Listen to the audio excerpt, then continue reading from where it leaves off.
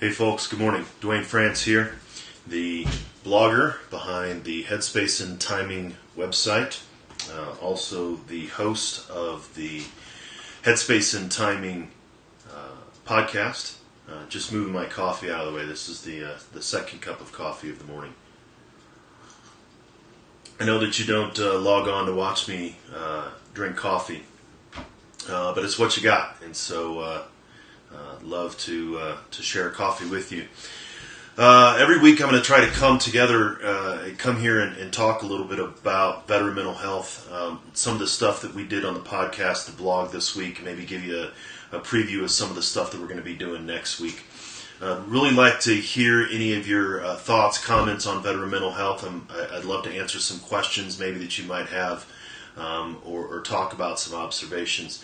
Feel free to leave a comment on the video here, and be able to have a discussion about sort of what you think about veteran mental health, how it can be improved, some of the challenges. I've had some great conversations this week with some connections, really talking about how we can prevent some of the mental health concerns from happening, rather than trying to react to them after they've come out. So always up for a great discussion, and would love to hear your thoughts.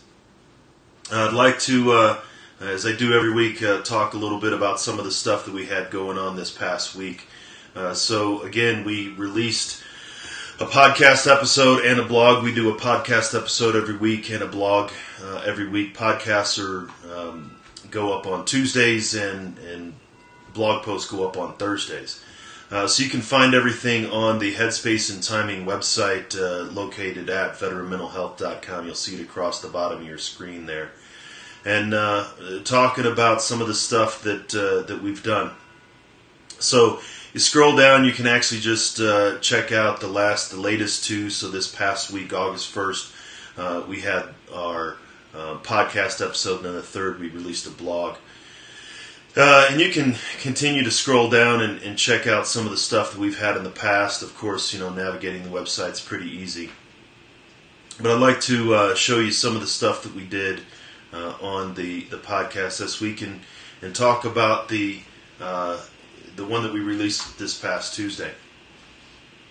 So this week was talking about 8 things that a veteran wants a therapist to know.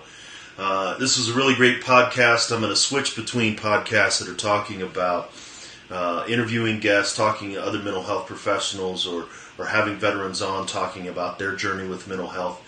But this week and next week, it's actually a mini-series of 2 podcasts that are talking about 2 different sides of sort of therapy. This week was looking at 8 things that a veteran wants their mental health professional to know. And so, in my experience as a combat veteran and my experience as a mental health professional, there's certain assumptions or expectations that each have of the process. And this was looking at what veterans are thinking about as far as therapy.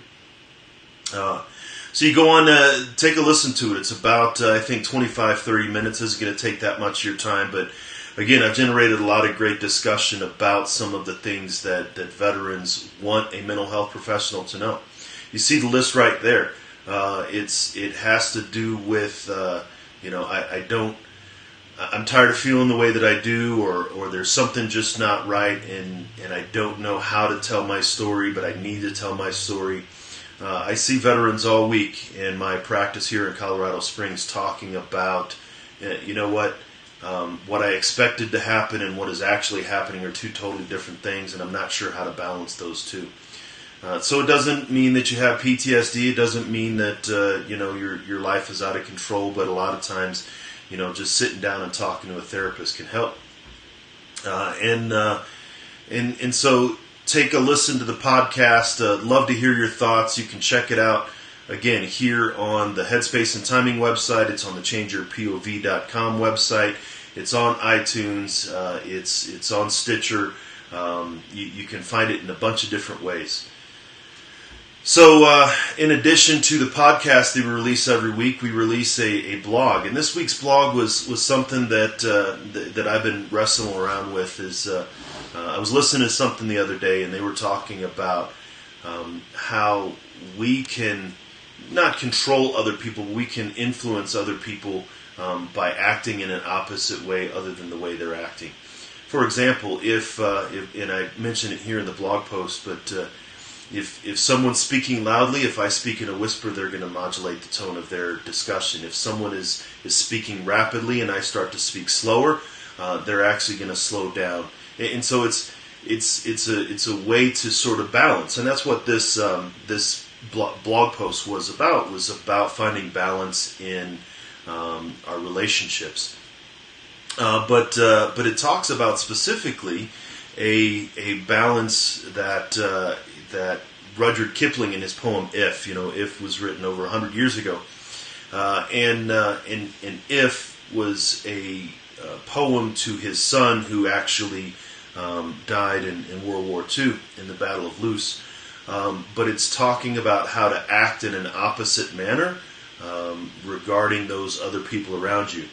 So, and it's a fairly famous poem. Many people have heard of it, but if you can keep your head about you and losing while all others are losing theirs, everybody kind of talks about that. But actually reading the poem is if you can keep your head about you while others are losing theirs and blaming it on you, giving you the responsibility for them losing their head.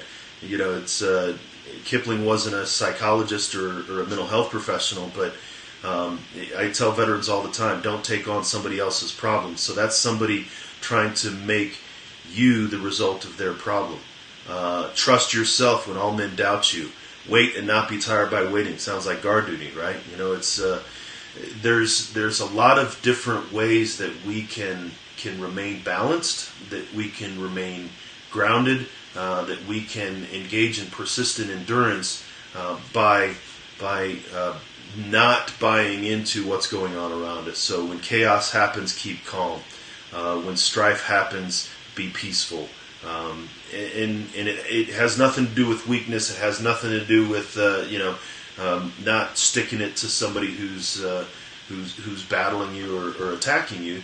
Of course, you have to protect yourself, of course, psychologically, emotionally. But it's about grounding yourself and finding a balance and being able to control things a lot better in your life. We can't control others, even when others are trying to control us. The only thing that we can actually control is ourselves. So the other thing that I'd like to do, or I always like to do, is kind of give you a sneak preview of what's going on in the upcoming week. So next week we're actually releasing the 6th episode of the Headspace and Timing podcast. And so this is a companion to the episode that we just released talking about 8 things that a veteran wants a therapist to know. This is from a therapist perspective, 8 things that a mental health professional wants a veteran to know.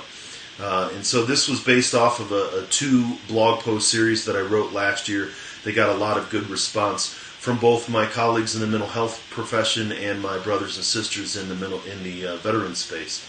But this is talking about things that a mental health professional wants a veteran to know about mental health treatment. So make sure that you go to changeyourpov.com.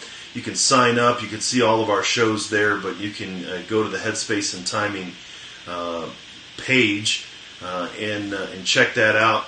I'm going to be sending it out on Tuesday, of course, through social media and making sure that all my connections are notified. But a really easy way not to have to rely on me, because I'm a human and I make a bunch of mistakes, is to make time to sign up for it on your own.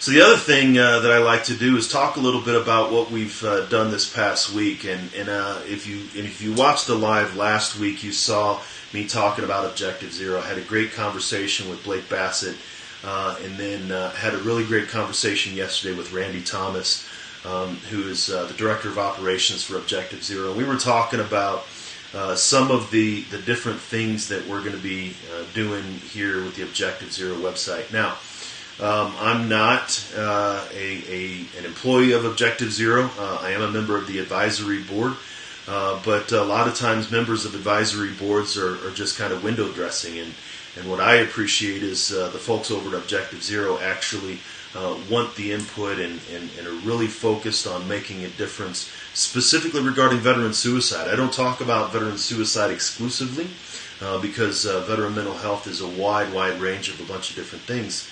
But Objective Zero is trying to address, or has a plan to address specifically, veteran suicide. And it's by establishing a nationwide peer support network through essentially an app or a telehealth platform. So if you're interested in learning more, go to objectivezero.org. But the thing I wanted to talk about today is I'm going to be I'm going to be attending a meeting this Sunday, talking a little bit about what I do and how important suicide intervention is. And to be a part of that, you have to go on and check out, you have to sign up to be an ambassador. And if you register to be an ambassador with the Objective Zero website, then you can have access to the Objective Zero ambassador meeting. So this is, if you go on Facebook and check out, look up the Objective Zero app. But this weekend on from I think it's 6. We have 2 different times from 6 until 9. That you can join us and talk about some of the things that we're doing to prepare ambassadors, to prepare peer mentors, essentially is what they are, to be able to provide support to their brothers and sisters. And you don't have to be a veteran. You don't have to be in the military to participate in the ambassador training or to be part of the Outbreak or Objective Zero platform. So that's something that you're interested. Definitely try to reach out and check out what Objective Zero is doing. The other thing is a lot of people have said, "Hey, when are you coming to have a live talk? When are you actually going to be coming out and giving a presentation or anything like that?" And so, if you're here in Colorado, there's going to be an opportunity coming up in September for me to be able to have a discussion with you. The Department of Veterans Affairs, the Colorado Department of Veterans Affairs, is actually holding a mental health summit, and it's going to be on September 13th, 2017 at the Penrose House in Colorado Springs. So, if you've never been there, definitely come for a really great time. The Penrose House is always beautiful. But this is going to be a discussion this is going to be a collaborative discussion both from community partners and VA partners. And so this is something that's really unique. A lot of people say that the VA does not collaborate with the community very well. But I've been having discussions with them trying to set this up and plan this for months now. And so our local VA here in Colorado is doing a great job reaching out to community providers and trying to establish some connection. So the topics, of course, we're going to be talking about is suicide prevention and specifically on family systems interventions. Some colleagues with Regis University are going to be involved in putting that together. I'm going to be discussing military and veteran culture. If you've seen some of my talk that I presented in San Francisco and again here in Denver back in March, the need for mental health professionals to be culturally competent, to understand what it's like to work with military. It's a critical aspect to me, so I'm going to be teaming up with Dan Warvey, who is the head of volunteer services for the VA here in Colorado, and we're going to be talking about how to develop military and veteran cultural awareness in providers. Trauma-informed care. I have immense respect for a colleague, Dr. Stephen Kidd, who's here in the VA, and he's going to be talking about trauma-informed care. Many times mental health professionals, they're providing mental health services, but not all individuals are traumatized. A significant number of veterans are. And it's just the way that it is. The unique nature of our experience, the unique nature of our just the military is an inherently dangerous profession. And so Dr. Kidd, who's been doing amazing things for substance abuse treatment program for years, really for decades, that he's going to be talking about trauma-informed care. And then we're going to be talking about the opioid crisis, because this is something that both the DOD, of course we know, you're handing out pain medications, and of course the VA, not just the DoD and the VA, but civilian providers. And many veterans, specifically as I experience, they get to the point where it's going to be, okay, well, I'm cut off on the prescriptions. Heroin is actually a easier and cheaper alternative. So they switch from prescriptions to heroin and other opioids. And as we all know, it's a huge crisis across the states. So feel free, if you're interested, reach out to me. And if you're in town on September 13th, let's have a discussion about what's going on. So I look forward to seeing you there. So that's it. I see that I got some of you checking me out, and I appreciate that. I'm actually going to try next week to find an alternate time and not 7 o'clock in the morning. I recognize that maybe 7 in the morning Colorado time is a little different than maybe it's a little early for you, maybe it's a little late for you, because here in the military we do more before 9 a.m. than most people do all day.